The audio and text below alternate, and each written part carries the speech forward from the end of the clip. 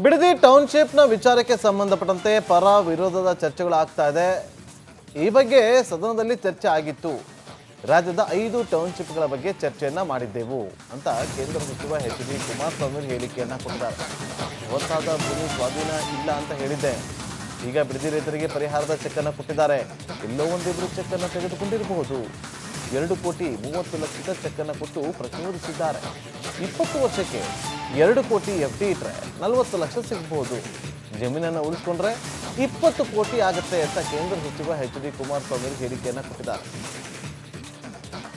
ರೈತರ 1 ಇಂಚು ಫಲವತ್ತಾದಂಥ ಭೂಮಿಯನ್ನು 1 ಇಂಚು ಸಹ ಅಕ್ವೈರ್ ಮಾಡ್ತಕ್ಕಂಥ ಪ್ರಶ್ನೆ ಇಲ್ಲ ಯಾವುದೇ ಭಾಗದಲ್ಲಿ.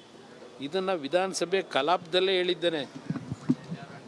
ನಂತರದ ದಿನಗಳಲ್ಲಿ ಏನೇನಾಗಿದೆ ಪಾಪ ಈ ರಾಜ್ಯದ ಮುಖ್ಯಮಂತ್ರಿಗಳು ಮೊನ್ನೆ ಎಲ್ಲ ಮಾಧ್ಯಮಗಳು ಕೊಟ್ಟರು, ಡೇಟ್ ವೈಸ್ ಕೊಟ್ಟಿದ್ದಾರೆ. ಯಾವ್ಯಾವ ಡೇಟಲ್ಲಿ ಯಾವ ವರ್ಷದಲ್ಲಿ ಯಾರು ಮುಖ್ಯಮಂತ್ರಿ ಇದ್ದಾಗ ಈ ಬಿಡದಿ ಪ್ರಾಜೆಕ್ಟಿನ ಬಗ್ಗೆ ಏನೇನಾಗಿದೆ ಮೊನ್ನೆ ಒಂದು ದಾಖಲಾತಿ ರಿಲೀಸ್ ಮಾಡಿದ್ರಲ್ಲ. ಇದರ ಬಗ್ಗೆ ವಿವರವಾಗಿ ನಾಡಿದ್ದು ನಿಮ್ಮನ್ನೆಲ್ಲ ಕರೆದು ಸಂಪೂರ್ಣವಾಗಿ ವಿಧಾನಸಭೆ ಕಲಾಪದಲ್ಲಿ ನಡೆದಂಥ ವಿಷಯಗಳನ್ನು ನಿಮಗೆ ಕೊಡ್ತೀನಿ. ಈಗ ರೈತರು ಚೆಕ್ ಇಸ್ಕೊಂತ ಇದ್ದಾರೆ ಸರ್, ಹೋಗಿ ಯಾರೋ 2-4 ಜನ ತಗೊಳ್ಳೋದನ್ನೇ ದೊಡ್ಡದು ಏನು ದೊಡ್ಡ ಪ್ರಚಾರ ಮಾಡ್ಕೊಂಡು ತೋರಿಸ್ತಾವ್ರಲ್ಲ. ಅಲ್ಲಿ 580 ಎಕರೆನೋ ಏನೋ ಅಕ್ವೈರ್ ಮಾಡ್ಕೊಳ್ಳೋದಕ್ಕೆ ಮೊದಲನೇ ಹಂತದ ನೋಟಿಫಿಕೇಷನ್ ಇಶ್ಯೂ ಮಾಡೋರಲ್ಲ. ಬರೀ ನೆನ್ನೆ 7 ಜನಕ್ಕೆ ಯಾಕೆ ಕೊಟ್ಟರು ಚೆಕ್ನ? ಅದು ಶಾಸಕನ ಕಳಿಸಿ ಎಲ್ಲಾದರೂ ಚೆಕ್ ಕೊಡೋದು ಉಂಟಾ?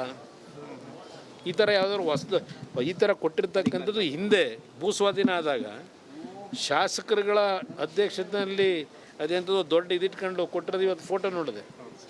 ಶಾಸಕರುಗಳು ಚೆಕ್ ಕೊಡ್ತಕ್ಕಂಥ ಒಂದು ವ್ಯವಸ್ಥೆ ಹೊಸದಾಗಿ ಏನು ಶುರು ಮಾಡಿದ್ದೀರಿ?